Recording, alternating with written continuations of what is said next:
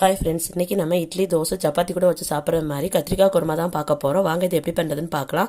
அடுப்பில் ஒரு குக்கர் வச்சுக்கோங்க. குக்கர் ஹீட் ஆனதுக்கப்புறம் தாளிக்கிறதுக்கு தேவையான அளவு எண்ணெய் ஊற்றிட்டு அதில் 3 துண்டு பட்டை, ஒரு அன்னாச்சிப்பூ, 2 பிரியாணி இலை, 3 கல்பாசி சேர்த்துட்டு 3 பச்சை மிளகா நறுக்கி சேர்த்துக்கோங்க. 2 பெரிய வெங்காயம் நறுக்கி சேர்த்துட்டு உப்பு போட்டு நல்லா வதக்கி விட்டுக்கோங்க. இது வதங்கினதுக்கப்புறம் 1.5 ஸ்பூன் இஞ்சி பூண்டு பேஸ்ட்டு சேர்த்துட்டு இதே நல்லா வதக்கி விட்டுக்கோங்க. அதுக்கப்புறம் 2 தக்காளி சேர்த்துட்டு இதே ஒரு டைம் நல்லா வதக்கிட்டு இதில் 5 கத்திரிக்காய் நீள் வாக்கில் கட் பண்ணி இதையும் சேர்த்து நல்லா வதக்கி விட்டுக்கோங்க.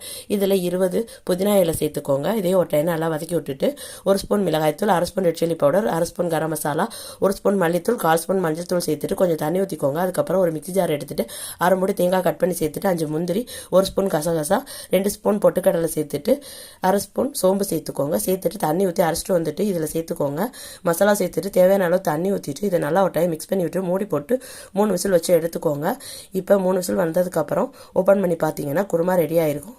இது மேலே கொத்தமல்லி தழை